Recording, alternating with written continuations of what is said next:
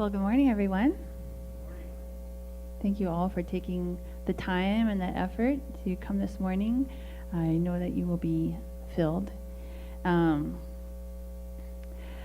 This week, as I was pondering what to talk about, I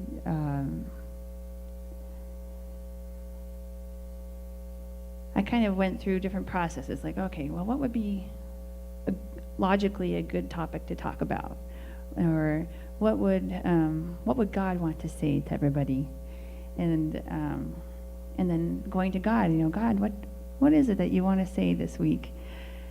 But this week, God just kept pointing my finger back at myself.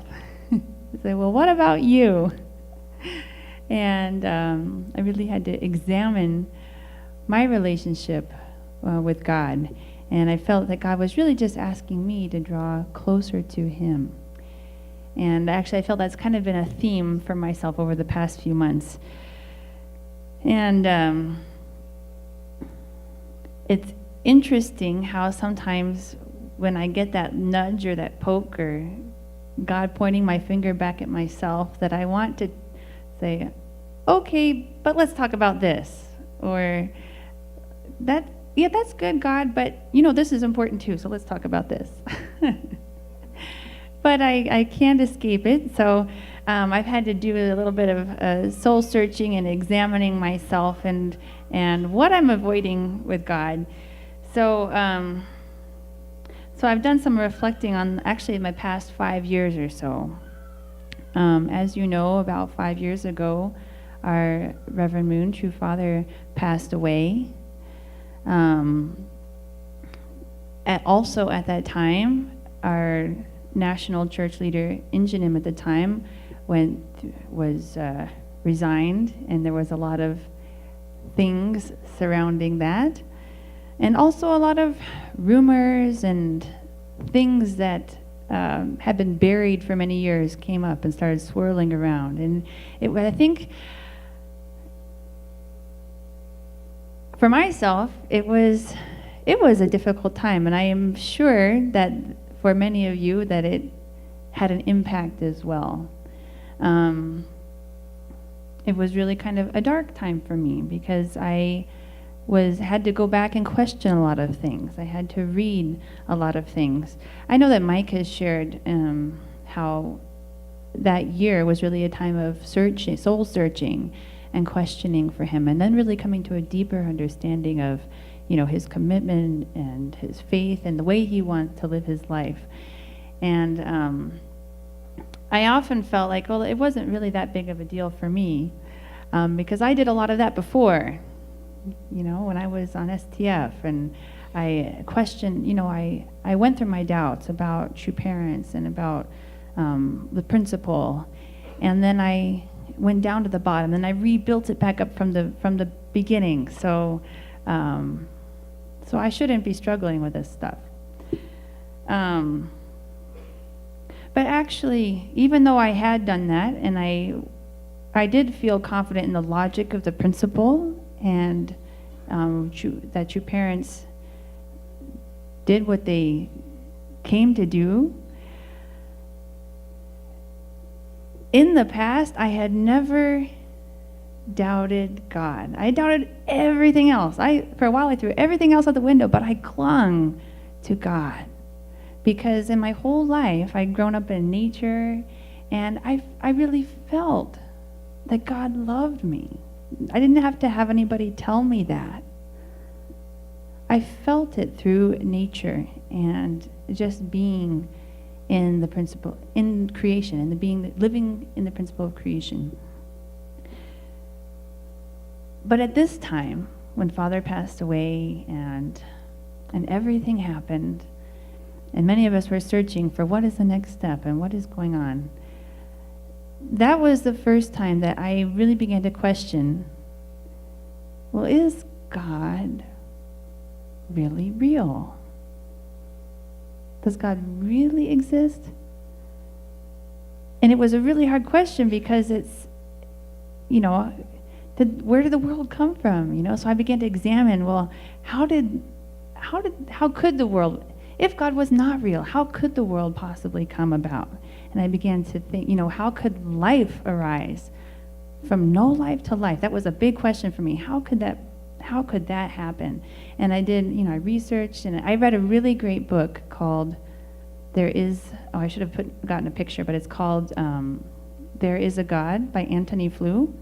And the way that the book is written, it says there is no God, but the no is crossed out, and it said there is a God. And the subtitle is How the World's Most Notorious Atheist Changed His Mind. And it is a really good book for you, those of you who are philosophy-minded. But anyway, so I did a lot of thinking, and fortunately we had a lot of road trips during that year. We're driving between Texas and Missouri and Colorado and back, and a lot of through the night driving. And so I was just turning these ideas over and over in my head and trying to get down to the heart of the matter and philosophizing a lot. Anyway, eventually, during one road trip, after much searching and thought, I concluded that I could not find any conclusive evidence that God did not exist. And I happened to be driving through the night, and right when I was just feeling like I couldn't come up with any good reason not to believe in God, the sun was rising, and then it wasn't so much of a logical decision. That when the sun rose, I really just felt like God's love washed over me, and I felt that was a time where my questioning came to an end, and I felt more satisfied with, my faith and the way of life that I'd chosen, and the way I'd lived my life until now, and the way I wanted to live my life. And I was really grateful that was all over. And so since then, for the past 4 to 5 years, I think I've felt pretty happy with where I'm at. I'm content with my life. I have many, many, many things to be grateful for and that I'm blessed by, and really very little to complain about. I was content with what I know of the principle, and I also didn't really feel a need to get closer to God than where I was. But every once in a while, maybe you guys have this experience sometimes too, where you have kind of a moment of clarity or self-awareness, and you kind of step back from all the little menial things that you're doing, and your priorities become really clear. Every once in a while, when I have that moment, then I recognize right away that I'm not really growing with God. I'm not really getting a whole lot closer. But I know that I have been. It's frustrating to remember. Maybe you guys have experienced this too. It's frustrating to remember times when you felt very close to God. To remember prayers that you've had, and to not feel like you're there right now. It's an uncomfortable feeling. And more recently, when I've had that kind of uncomfortable feeling, and I'm like, I don't want to feel that way, and so I forget about it, and I think about my menial things again, because I don't want to deal with that.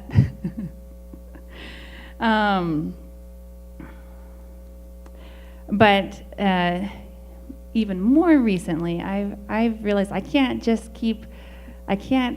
put that aside. I can't ignore that gap. And I've had to dig a little bit deeper.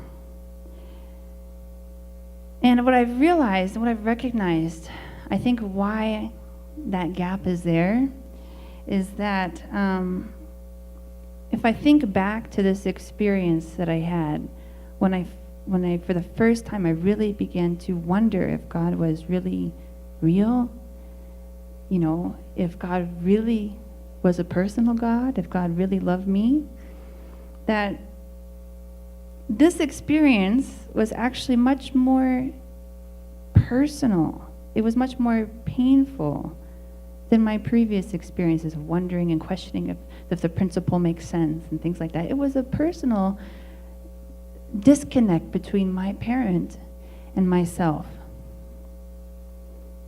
Maybe I felt a little bit abandoned, or maybe I felt a little bit unworthy. And so since then, I realized I've been kind of holding God at a safe distance. Like, okay, yes, I do believe in you. I love you. I know you love me. But let's not get too personal here. I don't want to get hurt. And so multiple times over the past few years, I've had these moments of clarity where I've recognized this, and I feel really uncomfortable. But I kind of conveniently try to forget about it. But I feel like since the beginning of the year, God is like, I just can't do that anymore.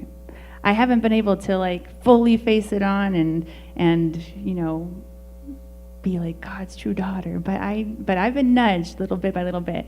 And I think the first thing, do you guys remember when I shared my vision board? And actually in the top left corner, my goal for in the next few years is to develop a closer relationship to God. And I have this picture of a baby, newborn baby's hand inside the parent's hand. And it says, "Have no fear, God is near." To be honest, I kind of put that on there just because I felt like I should. Like, obviously. Or I would be embarrassed if I didn't. You know, it's something I should be working on, so I got to put it on my board, you know. But also there's really a deep part of you that's longing for that. I think there's a part of all of us that's longing for our parent. And so now it's on my board, and it's by my bed, and I can't ignore it. It's there every day, and I see it every day. And also, many things have happened, whereas in the past year, you know, Mike and I have transitioned from just trying to do the best we can with what we have to having a long-term commitment to this community and to our movement. And also, we have many children, and the two oldest ones are almost 8 years old, and I realize that they're almost, you know, in a year, 2 years, that's considered preteens, right? That's a big deal.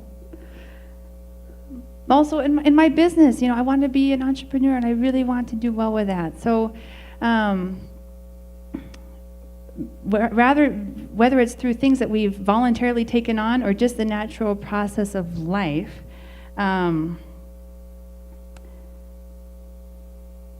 I've realized that what I'm doing right now, the way I'm thinking right now, the way I'm acting right now, the way I'm relating to God right now, is not going to cut it. It's not going to cut it in the next year, or in the next 3 years, or the next 5 years. Have you ever heard the saying, in order to, I think there's different versions. In order to have something that you've never had before, you need to do something you've never done before. I'd also add to that, you need to be something that you haven't been before. So I feel like that's me. I'm standing right in front of all that, and I have had to acknowledge that where I'm at right now, without growing myself, I will not be properly equipped to handle or keep up with everything that's happening and everything that we're rushing towards.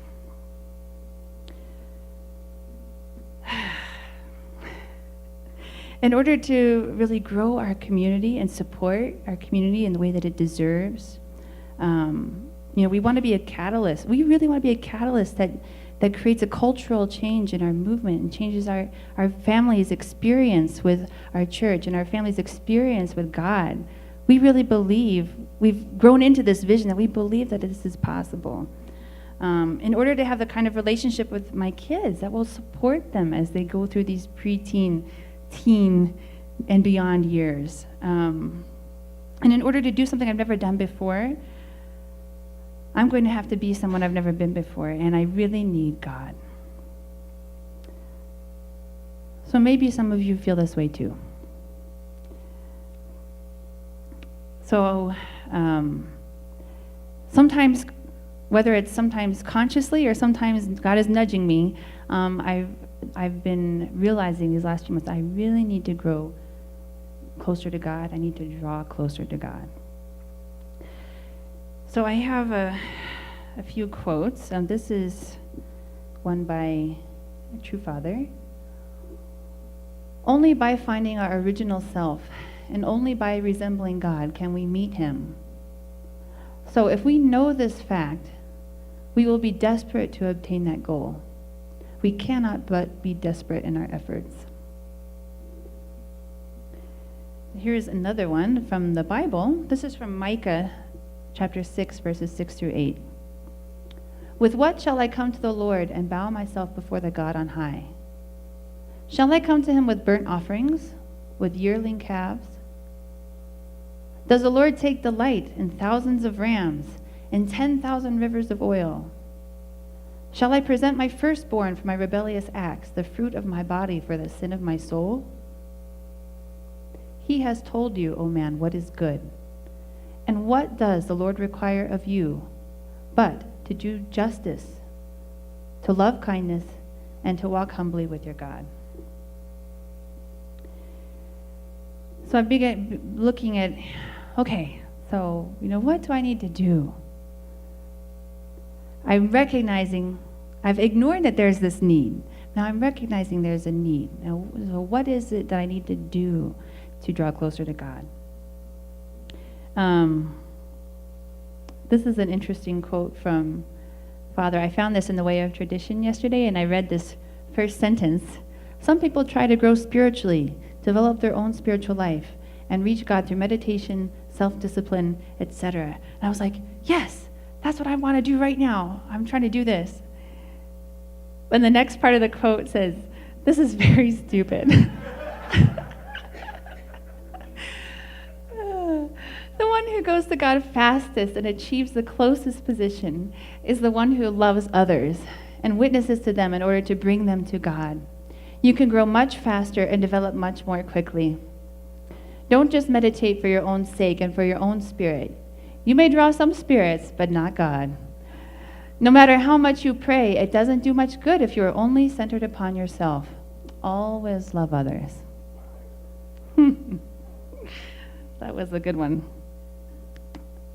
Here's another one. Unless you move about doing things, you cannot feel the air. Air is all around you, but it is invisible. Only when you run along the road do you feel the wind coming against you.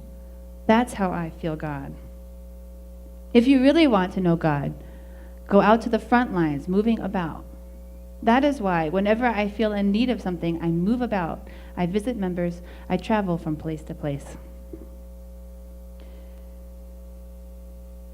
So these are some quotes that I found about how to draw near to God. And I think they really focus on resembling God. Actually, it makes perfect sense, doesn't it? I mean, aren't we created by God in his image? And so the natural progression, right, is that we develop in our image resembling God. But sometimes we just need to be told it. We just need to be reminded. So these quotes really focus on resembling God through the way that we live our life. We live resembling God and through our action. And I think this is really what people want. It doesn't matter if you're in our faith, if you're in another faith, if you're atheist. I hear this from everybody. What really matters is that I live a good life. I want to make a difference. I want to make an impact. People really, they get that. They know that. They want to do that. And so I think this is really where God is leading us toward. This is how we, in action, draw ourselves closer to God. But this isn't the whole picture. Because you may have noticed that it isn't always easy to live a good life. We may have in our minds a picture of what we want and the kind of relationships that we want and what we want to contribute to this world. But a whole year may go by and we may realize that we haven't gotten a lot closer to that. It isn't always easy to resemble God or to live in integrity with these ideals that we have. It isn't always easy to do the right thing in the moment when the difficult situation arises. It isn't always easy to wake up early and go exercise or to pick the healthy food when there's a cake sitting in front of you. We talk about how we want world peace. Right in the beauty pageants, and they ask, what do you want? I want world peace. Everybody wants world peace. But then, how easy is it to create peace in my own family? How easy is it to create peace in myself?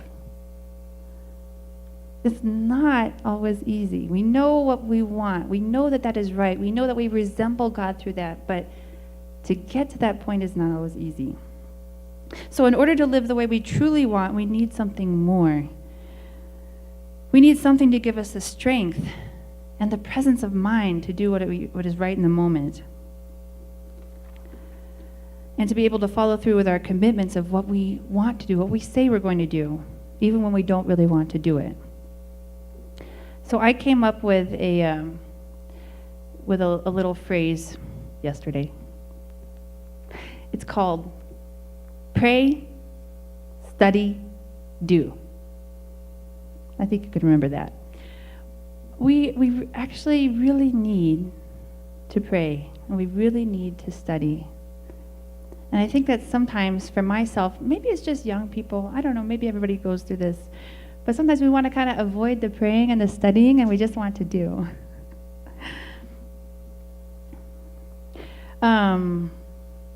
I'll go into why we need this, but I do want to clarify that also prayer and study is not the be-all, end-all. Prayer and study is not what makes us a holy person. I just want to share an example of that, because sometimes I think there are many different types of people. Some people really focus on action, and some people really focus on the prayer and the study. But I just want to bring this up.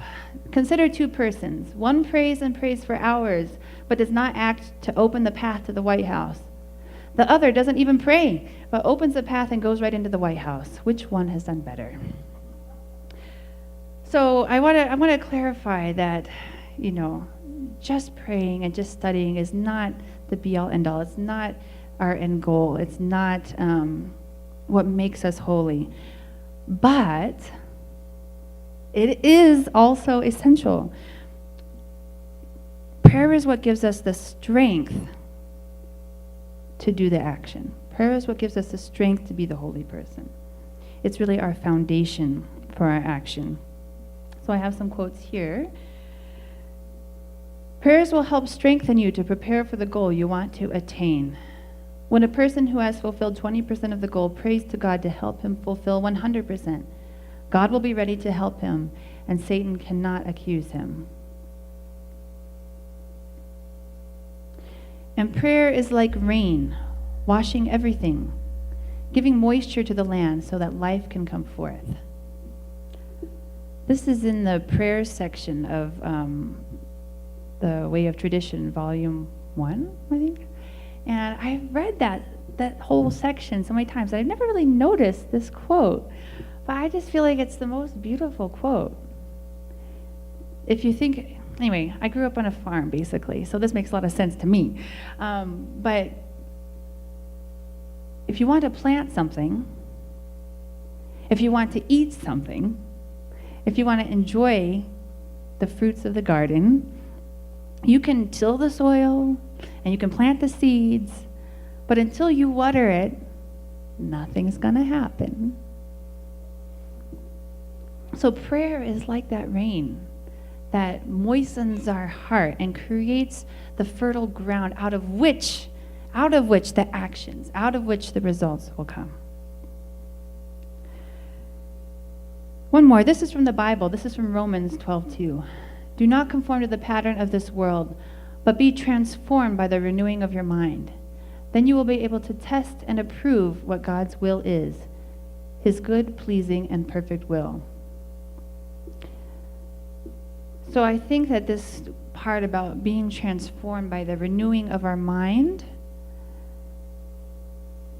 this really comes through prayer.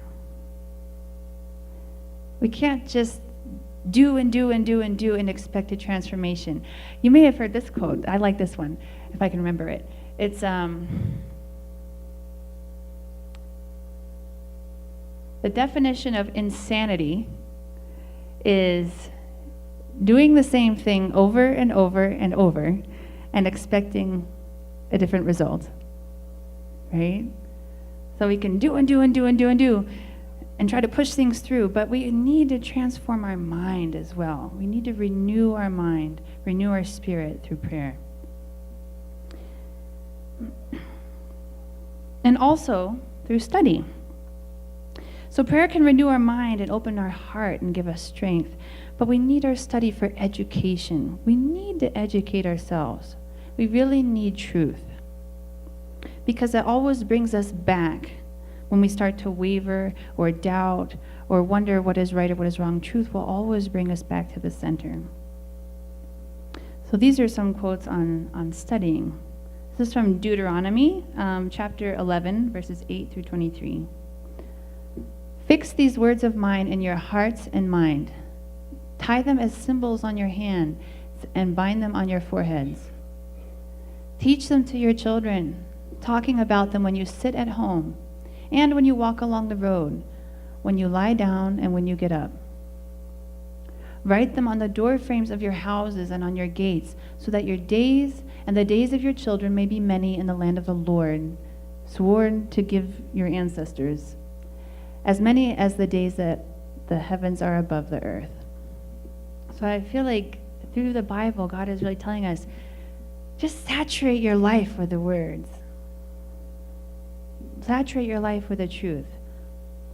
When you wake up in the morning, when you go to bed at night, when you have conversation, when you're walking on the road, whatever you're doing, have the word in front of you, because it will guide you. It will keep you on the path.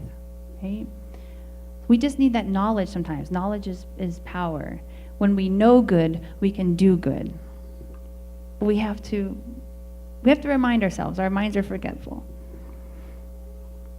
Here are a couple of quotes from Father about the word and study. To be one with the principle is to increase or prosper. And separated from the principle, you are bound to decline. It sounds kind of like a little bit harsh, but I think I feel that in my own life, that when I'm connected to the truth, when I'm connected to the principle, without recognizing it, I'm more likely to do good and therefore have good results. But when I'm not thinking about God, I'm not really thinking about the principle, not thinking about what is the right way to live my life, then I just do what I feel like doing. And that doesn't always lead to the best results. The Bible teaches us, you will know the truth and the truth will make you free. In the darkness of ignorance, you cannot liberate yourself and others. So I feel like that, although I feel like I had to do a lot of digging for this, in the end, actually, it makes a lot of sense. We need internal and external, right? We need to feed our soul. We need to feed our spirit. We need to educate our minds through prayer and study. And we need to do it. We need the action. We need to not just think about what is right and wrong, but we need to love the person in front of us. Sometimes I get caught up in I need to deepen my relationship with God and I need to prepare for service.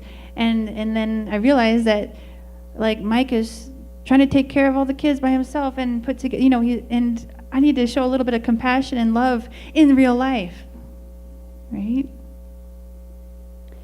And they really need to be connected to each other. Sometimes the question is like the chicken and the egg. Well, what should I do first? Should I start acting or should I pray?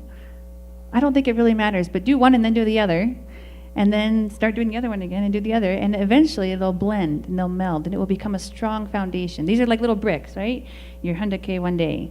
And then you go out and you help your neighbor across the street with their groceries. And then you read. And then, they're all like bricks. And in the beginning, it doesn't all connect. They're not always sealed. Sometimes you feel like something's slipping through the cracks and I'm not doing this right. But if we just keep doing it, we just keep, even if we make mistakes, even if we feel like, oh, I didn't pray this week, just keep coming back, keep putting our bricks down. We create a strong foundation for our life and for our faith and for our results and for our community. So, pray, study, do.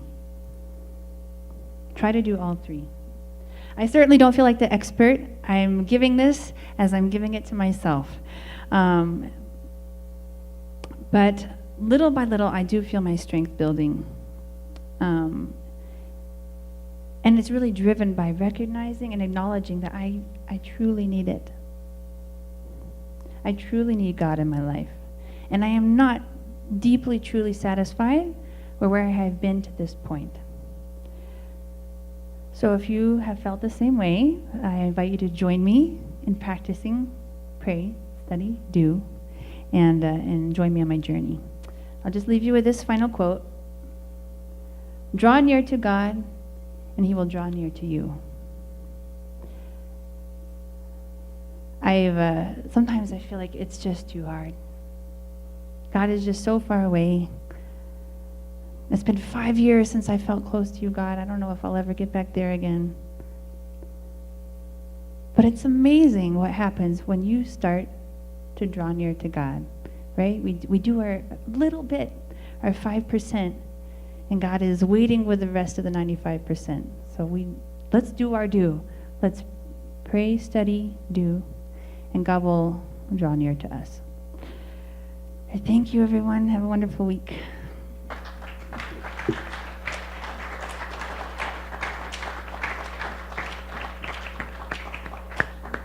Thank you so much, Adonia. That was a really wonderful message. Really made me think a lot about my life and how much I feel like I need God, and also what steps am I taking to make that happen. So I really appreciate it. Thank you. At this time, we're going to have a little bit of reflection music, and if you haven't given your tithe or offering already, you have some envelopes, and you're welcome to do that at this time as the usher comes forward.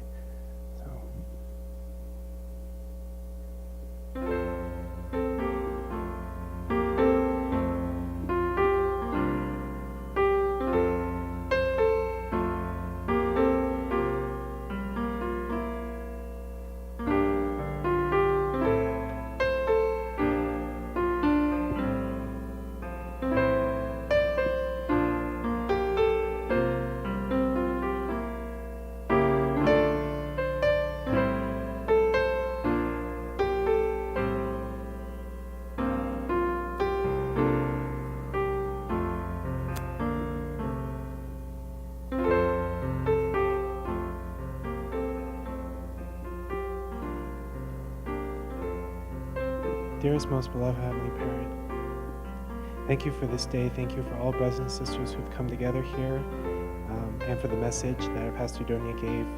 I could really feel your spirit speaking through her to each and every one of us, how much you want to have a deeper relationship with us, but we have to do our part, and you're waiting for us right around the corner for us to make that effort to reach out to you and to do the things that we need to do to attract your spirit and your love into our lives. And I pray that each and every one of us, as we go forward in our lives from here on, can practice praying, studying, and doing in our lives, so that each of us can feel the richness and fullness of having your presence in our life and your guidance in our life, as we live our lives and do the things that we do. And thank you for these tithes and donations. I pray that they can be used for your will, and that they can be used with humility and good stewardship to advance your will in this world. And I pour out this name, I could Donia Hendrick, blessings your family. Aju.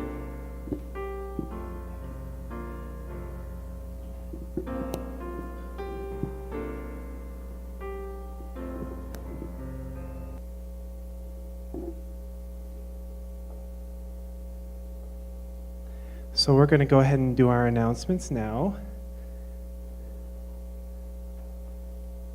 My MC had to work all night, and then somebody was supposed to come and relieve her at 10 o'clock, but they didn't, so she couldn't make it today. So it's a little bit late, but yes, Jazz, stand up and take credit. Jazz and Megan have officially become grandparents, and Orion's officially an uncle. But Irina and Nathan Freistetter, they live in Texas, but many of you know Irina from this community. They gave birth to a healthy, happy baby daughter, Geneva Meg, on June 11th, weighed 8 pounds and was 20 and 3/4 inches long. So congratulations to them. Don't forget to congratulate Jazz and Megan. For those of you who have registered for the July 1st 35th anniversary celebration, please don't forget to make your payment for that. Today would be ideal because we really don't want to have to deal with money during the event. We just want to celebrate and have a good time and enjoy the live music. And you can give the money to Roger. He'll make sure it gets to the right place. Gary is going to make this announcement.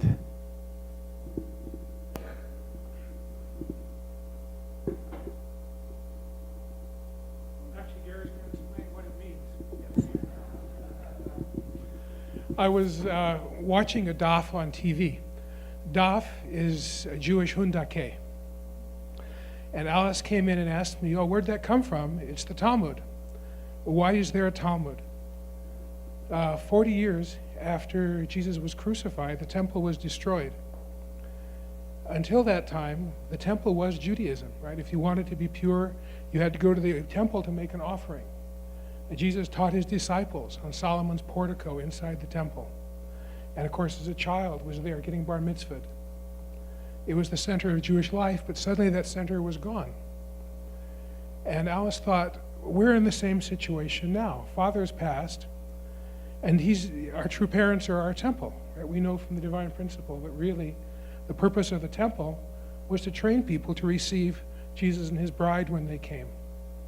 So anyway, we're without a temple now, and she thought, well, what did the Jews do? Why is there still Judaism if there's no temple? And that's the answer for the Talmud. The Talmud is a book of all the people. And what they did is wrote down their memories. What was right, what was wrong, how things were done. So what Alice is planning on doing is having a meeting in the Welcome Center, the 30th of next month, to start doing that here. To have people study Father's words and think about their memories and their experiences with Father, and start classifying them and explaining how we apply that to our life. Is that right? Thank you, Gary.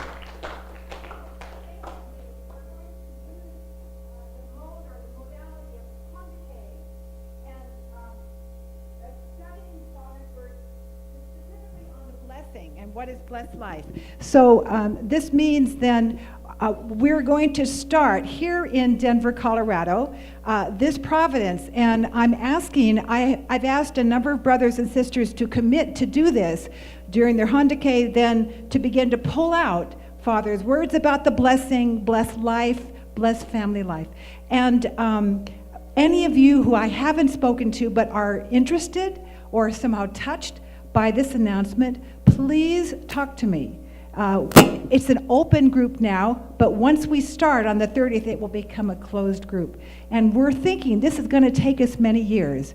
And who knows if this is the end result or there's going to be some next step. But we have to start this in our community. Thank you, Gary and Alice. So I don't know a better way to do this, but I need to have a short interactive discussion about our church lunches and our ushering and cleaning. Basically, what's happening right now is that I've sent out the email a couple times about signing up for cooking and cleaning and ushering, and I have very little response in terms of actually people who've signed up.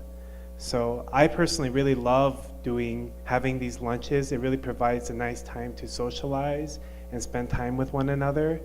But I really want to get some feedback from all of you about how much you all would like to see this continue, because as much as I would like to see it happen, as much as we would like to enjoy spending those meals together, without the people willing to come and actually cook the meals, which is no small feat, it doesn't work. So I'd like to get some feedback from you all. How many people, maybe just by a show of hands, would like to see the church lunches continue from now on? Okay, it's about 2/3 of the people in the room. Okay.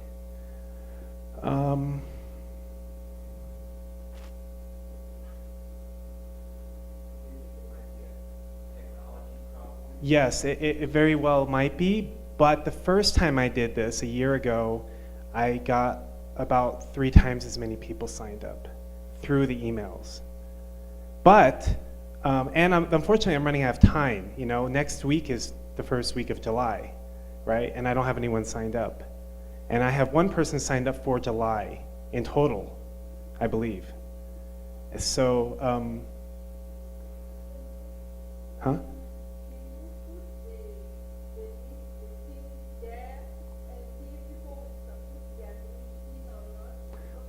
I can definitely have a paper sign up.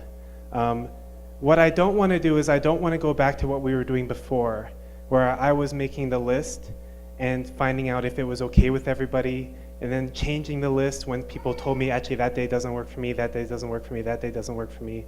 And then throughout the course of the next 6 months, constantly changing the list because all of a sudden that day doesn't work for me. It ended up being a lot of work on my part, and I felt like I don't mind doing the work if it really facilitates this to work out. But at the same time, I thought that if we had a sign up, that would be more convenient because people could choose their own date instead of me choosing a date for them. And it also just felt more appropriate too. So, yes, Okada-san.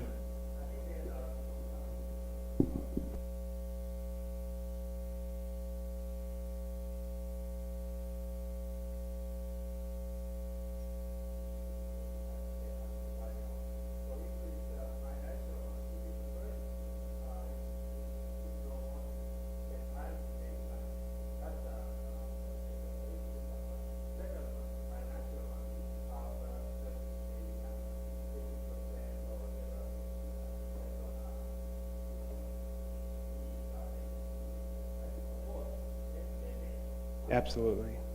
Yes. So what Okada-san is saying is that 2 concerns for people might be cost and time. So those are definitely big concerns. I know personally that many families are having a hard time just to get by.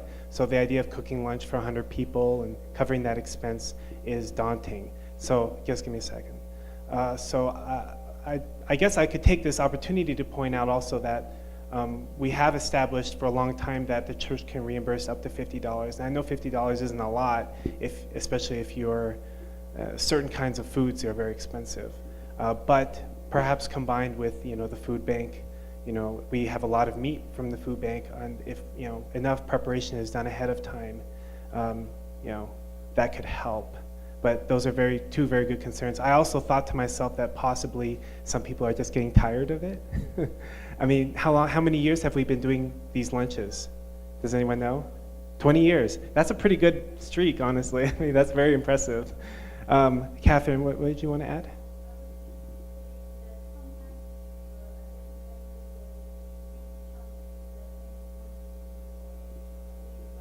That's right, yes.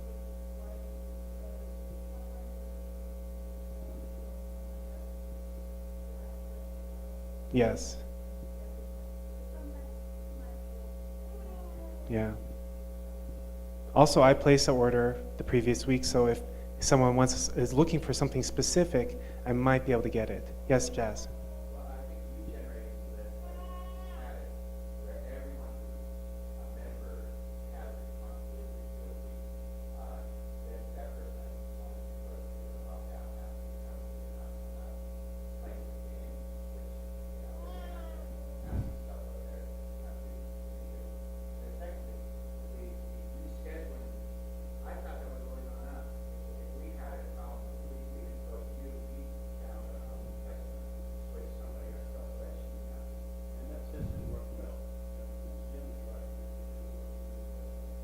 The paper system?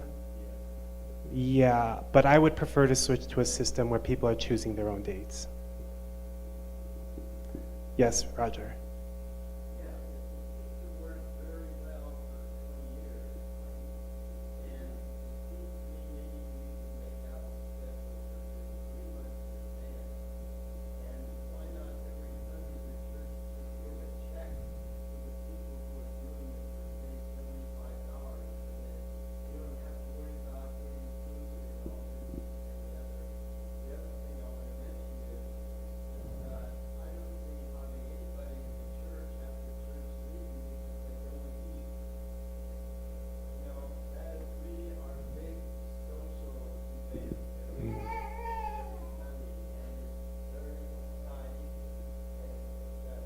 I agree. I agree. Having the lunches is a very big plus for us, and I would love to not see it. I would love to see it continue. Yes, Gary. Perhaps Jim and Roger would like to take responsibility for organizing groups, and you wouldn't have to do it. That's a possibility. I don't know if they'd be interested in that, but that's a possibility.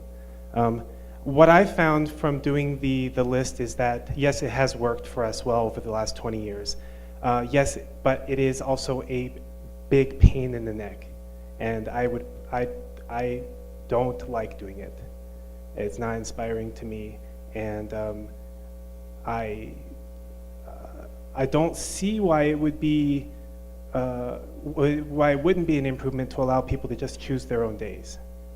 I would think that that would be an improvement because some people want to get it done earlier, some people want to do it later, some people have certain dates that they know are just not going to work for them. And if I choose a date that doesn't work for them, it's a very redundant effort.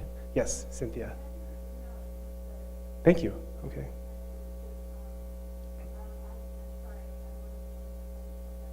Oh, I'm not looking for apologies or to make anyone feel bad. I just, yeah.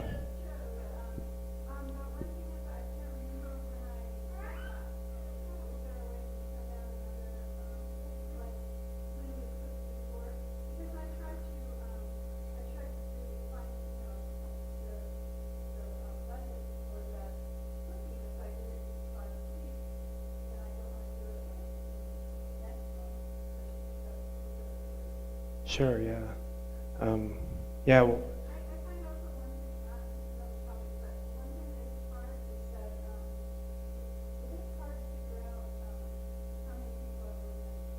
absolutely. Yeah, especially in the summer months, we have less people, for example. That's true. Another possibility, just a suggestion, is, and I'm not saying by any means that we would do this, but if we wanted to, if we couldn't get enough people who continue to want to do the lunches, because that's a real thing. I mean, it's very possible that some people just haven't signed up because it's a technical issue, but it's also very possible that some people just don't want to do it anymore. And in that case, then we need to rethink things, because I can't overburden the people who are doing it because other people don't want to, because everyone eats, right? So that's not a sustainable situation. And also our community is growing. Our little kids don't eat much now, but a few years down the road. And I also have another announcement here. This officially, Neil and Teresa Rischel are moving to our community. They're arriving late July. These are two of the people that I told you before. I have like 15 people on my list of very possible to move here within the next few months.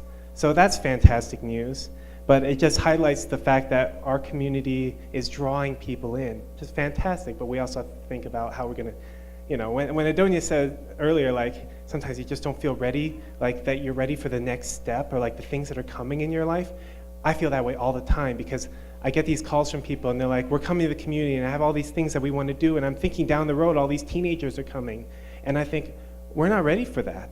We're not ready to handle all this. Where we're at is not enough. But it's important to recognize that and work on that. Yes, Mark.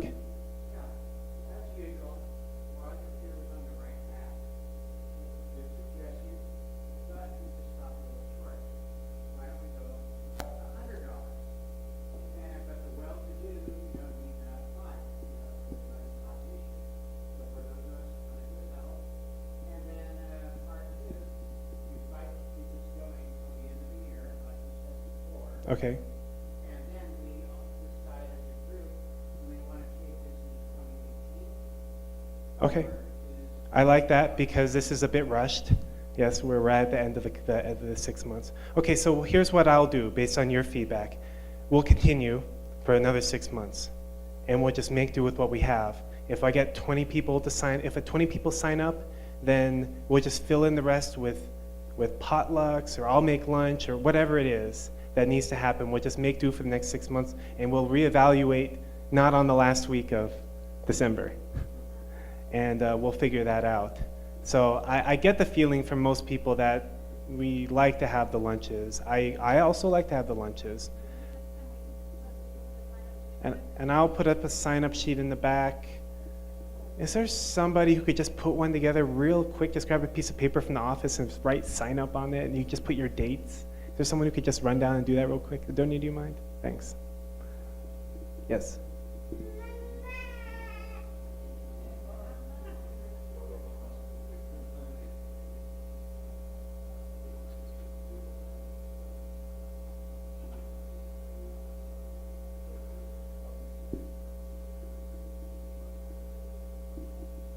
All right, Roger just wanted me to make sure that everyone understands whoever's coming to the dinner next Saturday, only 9 people have paid so far, so if you haven't paid yet, then please do so today, and that would be most ideal. If you can't do it today, then Saturday he will have a list of who hasn't paid yet, and we can take care of it at that time. So I think that's good. I do want to just make one more comment. I know that in our community we have a lot of, some of the young families are taking more initiative to make the lunches and are also contributing more in different ways. And I just want to just make a plea, please don't use this as a, and I don't know if any of you are even thinking this way, but I think it's a possibility, but please don't withdraw your personal effort because you feel like some of the younger people are investing more. It's not the time for that yet. That would just be very discouraging. So we need a little bit more time. We need a little bit more time to do that. But I do promise you that eventually over time, we will be taking more of I don't what the word to use, the load, I guess you could say, the responsibility. It's just inevitable. It's inevitable or nothing, one or the other. Yes, Jerry.